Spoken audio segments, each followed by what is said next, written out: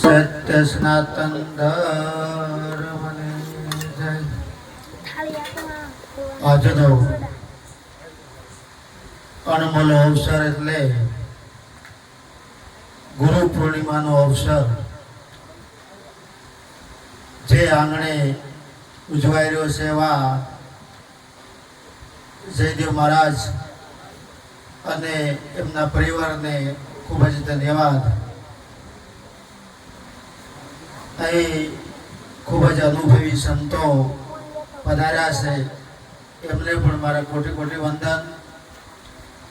આજનો આ દિવસ ગુરુ મહિમાનો દિવસ,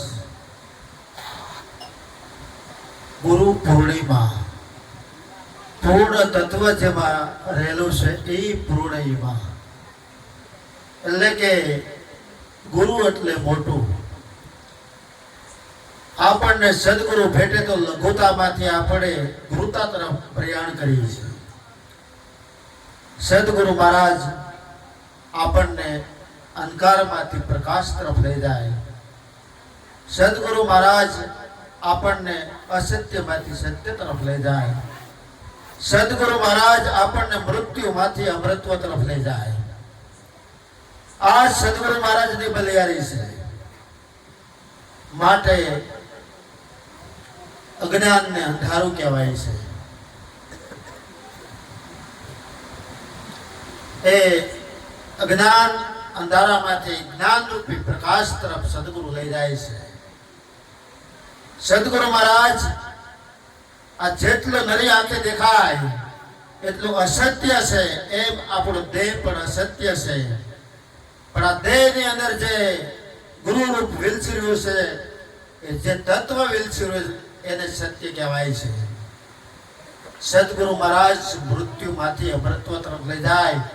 કારણ કે આપણો દેહ નાશવંત છે, પણ આ દેહની અંદર જે તત્વ વિલસી રહ્યું છે શાશ્વત છે, અને એ આપણો આત્મા છે.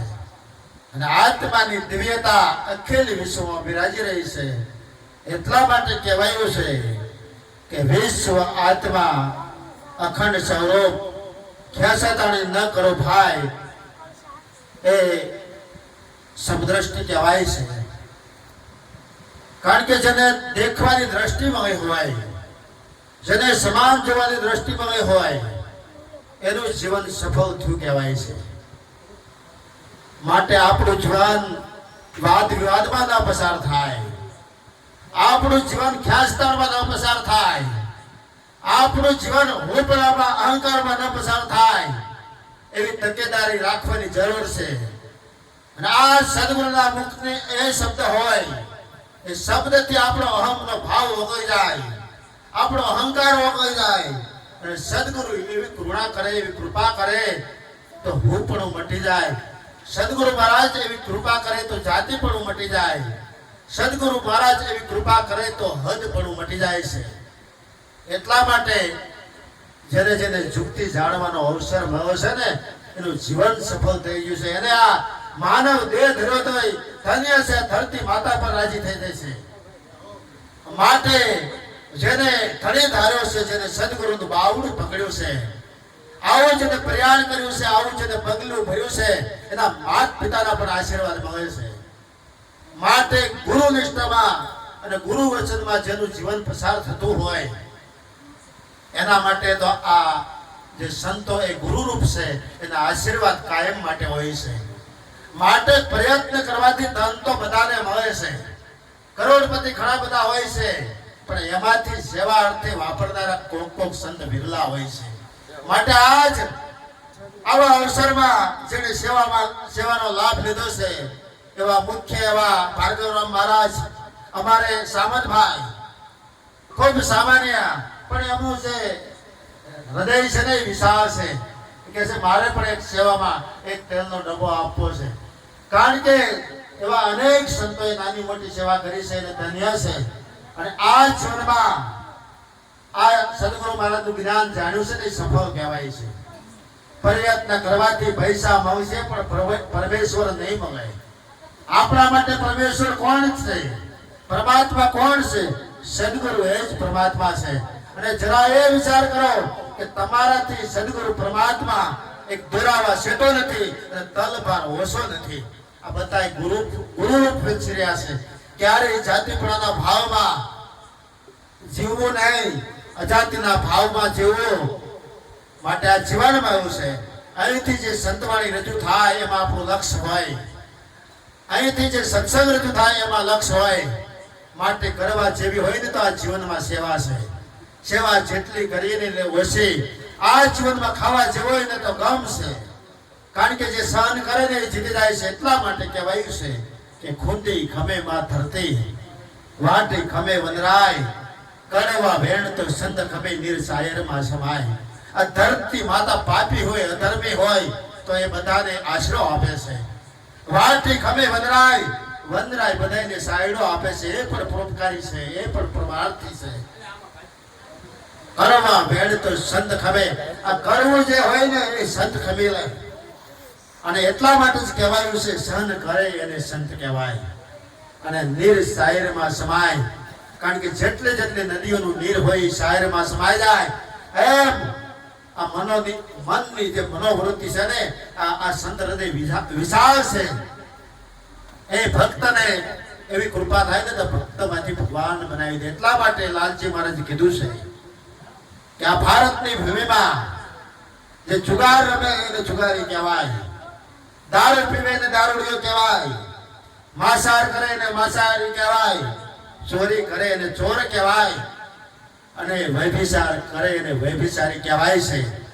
માટે જ કહેવાયું છે કે બેની બેટી છે જેવી આપણી એવી આખા વિશ્વની ગણાય. હરેક એને નિર્મળ નિર્ણય નિરખાય. માટે ખરી માનવતા પ્રાપ્ત કરવી તો આ જીવનમાંથી આ સંતોની સાક્ષીમાં આપણે પ્રતિજ્ઞા લીધી છે. જીવનના છેલ્લા શ્વાસ સુધી આ પ્રતિજ્ઞાનો ભંગ ન થાય એ તકેદારી રાખવાની જરૂર છે. ખરો માનવ તો એને જ કહેવાય છે કે આ જીવનમાંથી જેને દારૂ મૂક્યો હોય, જેને જુગાર મૂક્યો હોય, જેને ચોરી મૂક્યો હોય, જેને વ્યભિચાર મૂક્યો હોય, જેને માંસાહાર મૂક્યો હોય, એ આજ 21મી સદીમાં આ પ્રગટ સંત કહેવાય છે, ભગવાન કહેવાય છે. માટે ભગવાનને કોઈ બાહ્ય આડંબર હોતા નથી. જેના ઘટમાં જ્ઞાન પ્રકાશ થયો હોય, જેના ઘટમાં અંજવાળો થયો હોય, એ આ સાદા વેશમાં સહજ ભાવે આ બોલતા ચાલતા ભગવાન આપણી ભ્યાસ છે. એટલા માટે અંતમાં એક વાક્ય કહી, સુવાક્ય કહી મારી વાણીને વિરામ આપીશ કે આ જીવનમાં વિવેક કહેવાની જરૂર છે. જ્ઞાન ગમે એટલું હોય પણ વિવેક વગરનું જ્ઞાન છે ને એ વ્યર્થ છે, વાંચ્યું છે. માટે આ સત્સંગથી સંતવાણીથી વિવેક આવે છે.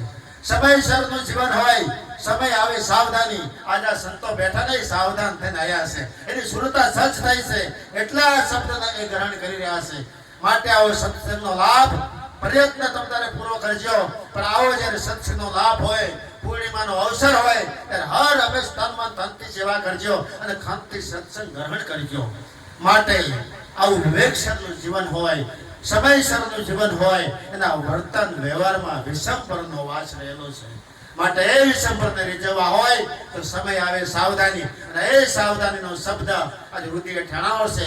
કોઈ આમાં જિજ્ઞાસુ બેઠા હોય તો આવેલો શ્વાસો ફરીથી આવે કે ના આવે એની કોઈ ગેરંટી નથી.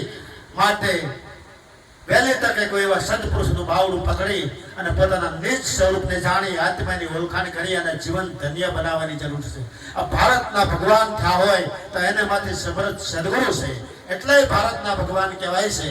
માટે ઉઠ જાગ મુસાફિર ભર ભયા. હમણાં આ માનવ યાત્રા પૂરી થઈ જાય છે. એ માનવ યાત્રા પૂરી થાય એ પહેલા સંધ્યા ટાણું આવે એ પહેલા એવા સંત પુરુષનું શરણ સ્વીકારી અને આ જીવન આબાદ બને, સ્વતંત્ર બને એવા પ્રયત્ન કરી. કારણ કે આપણું જીવન છે ને એ બરબાદ થઈ રહ્યું છે. આપણું જીવન પરતંત્ર છે. કારણ કે આપણે વ્યસન અને ફેશનમાં બંધાણા છે. એ આપણને બંધન છે. પણ વ્યસન અને ફેશન અને બાહ્ય જે દેખાવો મૂકે ને એ આબાદ થઈ જાય ને એ સ્વતંત્ર છે. અને આપ પોતે આત્મ સ્વરૂપે સ્વતંત્ર છે.